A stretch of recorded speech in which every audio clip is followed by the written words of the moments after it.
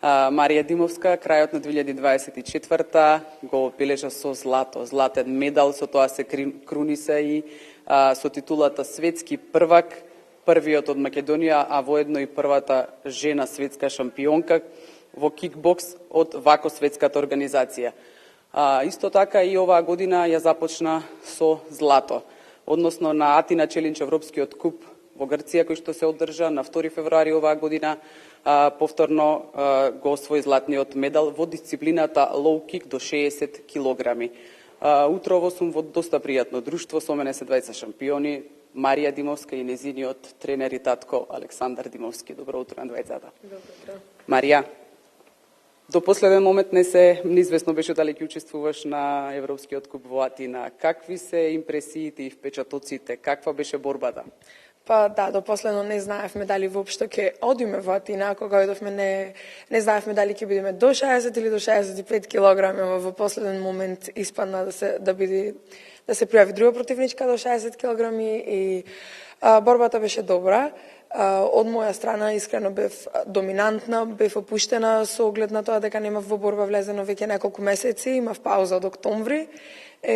Супер се покажав искрено, нормално е, златото го зедовме. Недела потоа, исто така учествуваш и на државното првенство во Скопје. Да, но таму не се појави противник и само излегов да ме прогласат и по 7 пат да земам титулата државен првак на Македонија. Така, нема противник. Дали тоа значи дека твоите борби се твоите удари се толку многу јаки што противниците веќе се плашат да дојдат во борба? Не сакам да коментирам на тоа. Така, Марија. Што е клучно за еден ваков успех на твоите 16 години? Искрено мислам дисциплината и желбата и некој да те насочи на прав правец. Бидејќи мотивација нема секогаш да имаш, ама мора да си дисциплиниран, некој да има од дома што те поддржува, еве мојот случај татко ми тренерот, цело време ме насочува на вистинскиот пат, а и нормално мојата желба е преголема за овој спорт, за успех во овој спорт. Дали ти недостига она што го прават останатите девојки на твоја возраст, излегување, дружење? Како тече еден твој ден? Па, еден мој ден искрено течи во тренинг, училиште и пак тренинг. Немам многу луксус за излегување, најмногу е тренингот. Ама и искрено не ми е многу криво, бидејќи кога ќе застанам на некој надпревар и кога ќе земам тоа златото, тоа вреди повеќе од се. Така, Марија. Кога е построг Александар? Во улога на родител или во улога на тренер? Нема момент кога тој не е тренер, тој секогаш строг. Дома ми е посекако, со исхрани за килажата, со тренинзи цело време, секогаш ми е тренер, секогаш е строг. Ова повеќето луѓето мислат дека кикбоксот е машки спорт, меѓутоа еве ти покажуваш дека не е тоа така и оние стереотипи ги разбиваш. Што мислиш, што ќе им препорачаш на останатите девојки? Дали треба да се бават со овој спорт? Доколку сакаат и доколку имаат некој што ќе ги поддржат дома, да. Убаво е многу за самодоверба, за самоодбрана може да ти се најди. Не верам дека треба да го употребиш така, ама ако дојде с краја, да. Искрено мислам дека можат дефинитивно да се бават со овој спорт, многу е добро за и физички и психички. Ти благодарам, Марија. Александар, најчесто постуваното прашање. Тешко е истовремено да се биде и родител и тренер? Па, не можем искрено се уште да го тоа чувство кога ја водам Марија.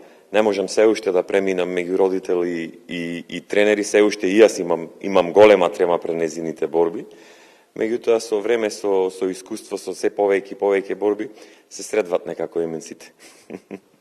Така, не може да се направи граница за GTS. Граница, да, тешко ми е, се уште ми е тешко. Например, ако направам разлика кога водам некој друг мој борец и Марија, се уште ми е тешко.